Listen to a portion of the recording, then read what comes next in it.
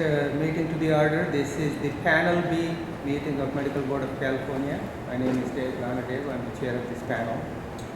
We'll take the roll call first. Dr. Nanadev? I here. Dr. Bolat? Here. Dr. Kraus?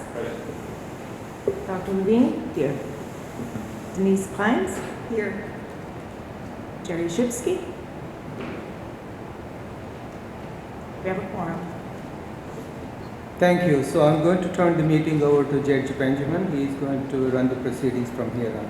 Thank you. Good morning, everybody. We're going to go on the record in just a second, but before we do, Dr. Marseille, I know that you're representing yourself today, so I want to tell you what's going to happen. We're going to go on the record. I'm going to call the case. I'm going to take your appearance and the Attorney General's appearance, and then I'm going to spend a few minutes talking about the procedures that we're going to follow. All right.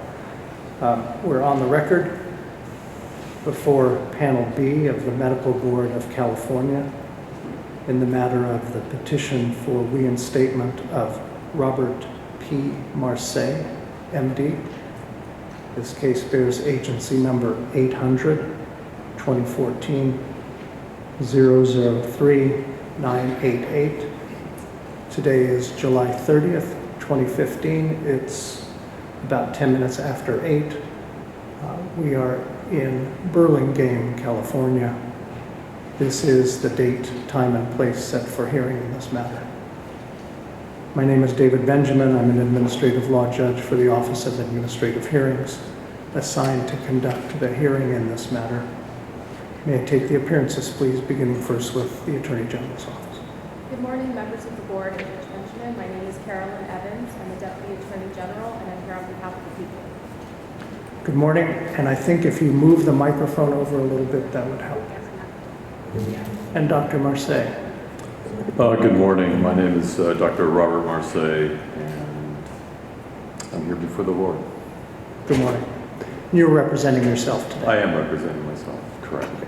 So as I said off the record, I want to spend just a minute talking about the procedures that we're going to follow. As I understand it, this is a petition for reinstatement. There was a hearing held before an administrative law judge who issued a proposed decision, and that proposed decision was non-adopted by the medical board. The medical board is going to decide the case itself, and the purpose of the hearing today is to hear argument from both of you on how the case should be decided. I've talked to you, Dr. Marseille, and to Ms. Evans before the hearing, and it's my understanding that the two of you would like the Deputy Attorney General to go first, and then Dr. Marseille. That is correct. Correct. All right, so that's what we'll do. Ms. Evans will have 15 minutes, and then Dr. Marseille, you'll have 15 minutes. Then Ms. Evans will have 5, and you will have 5. As I said, the purpose of this hearing is to allow you to make argument. The purpose is not to hear new evidence. So any statements or arguments that you make have to be supported by matters that are already in the record. Board members will have an opportunity to ask you questions, but those questions also have to be directed to evidence that's already in the record, as opposed to eliciting new evidence. I think the only other thing I want to say is that the board will not make a decision today. After this hearing, the board will go into closed session and it will issue its decision at a later date. Dr. Marseille, do you have any questions before we get going? None, thank you. All right. Dr. Marseille, since you're going to represent yourself, I'm going to swear you in. I'm going to ask you to rise. Sure. You solemnly swear or affirm under penalty of perjury that the testimony you're about to give will be the truth, the whole truth, and nothing but the truth. I do. Thank you. Be seated. All right, Ms. Evans. Again, good morning. I've submitted briefing on this matter, and I respectfully submit that the ALJ's finding that Dr. Marseille is safe to practice is a reasonable decision. I'd like to give a quick summary. As you know, this case came to us by way of an out-of-state discipline. Essentially, about 10 years ago in Iowa, Dr. Marseille was disciplined, and that discipline stems from a history of depression and a one-time incident where he took 2 Tylenol pills with codeine from a coworker. He had a headache, and the pills, however, were not prescribed to him. And for that, based on that misconduct, Iowa put him on probation, and California followed suit and also filed an accusation based on that same misconduct. And Dr. Marseille did not respond to the accusation, and therefore his license was revoked by way of a default. And subsequently, Dr. Marseille filed a petition for reinstatement, and after a hearing was held, the ALJ found that he was safe to practice, that his depression was controlled, and she noted the rehabilitation efforts that he had undertaken. And those included the fact that since the discipline, he had graduated from law school, he had retrained in psychiatry, completed a postdoc fellowship in addiction psychiatry. He had also become board certified in psychiatry and had completed his terms of probation with Iowa, which had included psychotherapy, random drug testing, and monitoring. And in addition, he has for the last 5 years been working as a psychiatrist at a mental health clinic in Illinois. And he was also able to obtain an unrestricted license in Illinois, despite the prior discipline. And in addition, he had acknowledged his depression and that he regularly engages in psychotherapy sessions. And so in summation, the ALJ's decision is reasonable given the evidence because it's grounded in the record. What the record suggests is that overall this is an isolated event. It doesn't appear to be a pattern of misconduct, and he has engaged in significant rehabilitation efforts.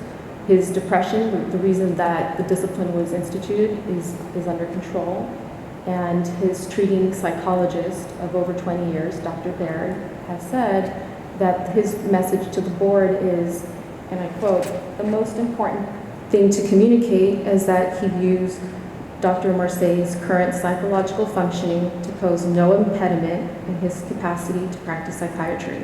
So overall, there just isn't any evidence of any current impairment that would prevent him from safely practicing psychiatry or medicine, excuse me.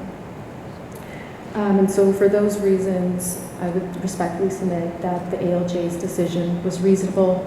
She thoroughly assessed the evidence, and it's grounded in the record. And we're here because the board non-adopted, so I'm happy to hear any questions or lingering concerns that the board may have. Are there any questions now for Ms. Evans? Dr. Marseille, good morning. Pardon me, didn't have clear voice. Good morning. My words will be brief. First of all, I'm grateful for your time and respect your time. And I know that in your role to protect the public safety of the citizens of California, you need to ensure them that whoever is practicing medicine is not impaired, is not a liability.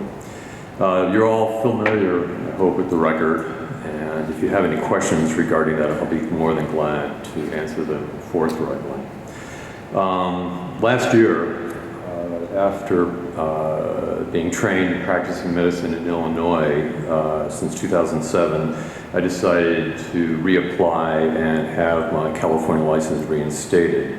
As the record attests, when I was undergoing sort of the investigation in the disciplinary action in Iowa, California apparently sent me some sort of notification to respond to, which to my knowledge I never received. I moved about 3 times during about the year and a half I was being disciplined by Iowa, from a rented house to a rented apartment into final home ownership. I do admit I was remiss and failed to inform California about the disciplinary action, for which I deeply apologize and deeply regret at this point. And I take full responsibility for not responding to the state of California's inquiry into the disciplinary action in Iowa. I'm also here because I would like to clear the record. Outstanding. Occasionally a patient will sort of investigate me on Google and find out about the action in California and ask about it, and it's a source of some embarrassment to be sure. And my third reason for applying for reinstatement is that my wife and I would like to return to the West, and I think I want to consider perhaps practicing once again in California. I'm not sure what the discrepancies are in the record per se. I don't want to necessarily hazard a guess, but I just want to address two possible inconsistencies in the record. One is in regard to depression. I believe Dr. Baird had mentioned in his letter to the board that I was being treated for major depression. Once I returned from Iowa after receiving my law degree in 2005 and was initially looking for work in patent law and intellectual property, I resumed treatment with Dr. Baird for what I consider to be mild depression. At no point did he actually tell me that I was being treated for major depression. In fact, the only time he ever mentioned how he was coding my treatment was when a couple of years ago when I was considering getting married to my wife. He said he had coded me as adjustment disorder with depressive features. And so I was somewhat confused about whether I met criteria for major depression and depressive disorder. I do perhaps have what I guess could best be described as sort of a mild to moderate seasonal affective disorder during the winter months, for which I do take 5 milligrams of citalopram, which sort of kind of evens me out, so I'm not quite as irritable at times. But at no point, I want to emphasize, has during my retraining in psychiatry at the University of Chicago, nor during my fellowship at Northwestern, nor during the 4.5 years I've now been in a busy community practice with 7 other psychiatrists and 24 mid-level and PhDs, has my sort of psychiatric or mental condition ever impaired my ability to, as the record attests, be an excellent physician by all the letters submitted by all my recommenders. Anyways, I don't know what else to add, but I'm more than welcome to field any of your inquiries or questions, and again, we'll answer as forthrightly and as truthfully as I possibly can. Any questions now for Dr. Marseille before we go once more around the room? Ms. Evans. Members, I submit at this point. I have nothing further to add. Dr. Marseille, anything further to add for you, sir? No. Once more, questions from board members? All right. Thank you. The matter is submitted to the board then? Thank you, Your Yes. Honor. Yes. All right. Matter Right. submitted, and we'll close the record. Again, thank you for your time.